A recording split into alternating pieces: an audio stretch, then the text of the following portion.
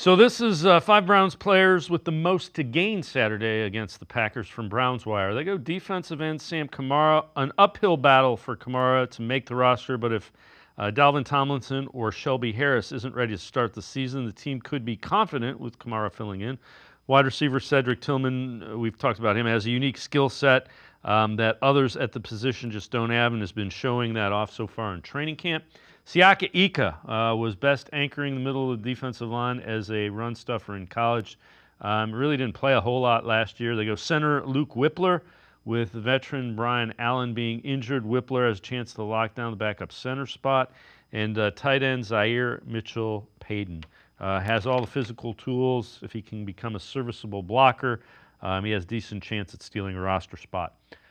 The one thing that I've heard from multiple people who have been out of training camp a lot was that Giovanni Ricci is much more athletic than they were led to believe. Yeah, he becomes interesting because they've been using him in a variety of ways, right? Out of the backfield, as a tight end, as kind of an H back, and then the other guy I would mention there, along with Mitchell, is Trayton Welch, Yep. right? I know he caught a long pass the other day. Is he a guy they can kind of count on for some depth after Jordan Akins at tight end? Because that's kind of still a question mark. Like, how do they want to handle that? And who's going to do that? Is it going to be Mitchell? Is it going to be Welch? Is it going to be somebody that's not even on the roster right now, right? Or Ricci, right? So all of those things will be interesting to watch, and how they use Welch and Ricci will be interesting as well.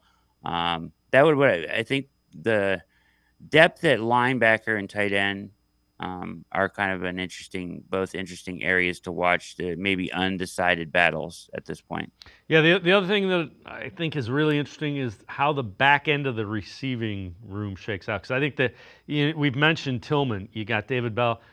Landers is a guy who's kind of flashed and talk about a skill set not many in the NFL have 6'4" and 4.43, 4.29, whatever it is. Yeah. That's intriguing if you want to throw the ball vertical and on choice. I mean, we say David Njoku's a mismatch. This guy's a mismatch. He is. He's a Raz superstar. I mean, his Raz score is out of this world. Size, speed, everything. He's got it all. So, it's kind of it's a wonder why he hasn't been able to put it together a little bit more. But I know he's been very exciting out at camp. Stretching the field vertically. Jamari Thrash. Yeah. I think is a guy who very much cut from the same cloth as like Elijah Moore. He's a guy that I think could even carve himself out a role. The back end of that wide receiver room is very interesting. I think you kind of have your first four locked in there.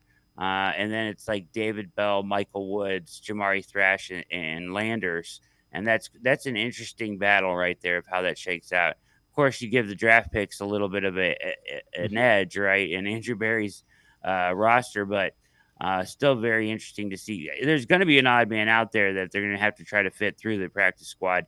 At least, even if you took Landers out of the equation and look at Thrash, Bell, and Michael Woods, all very talented guys.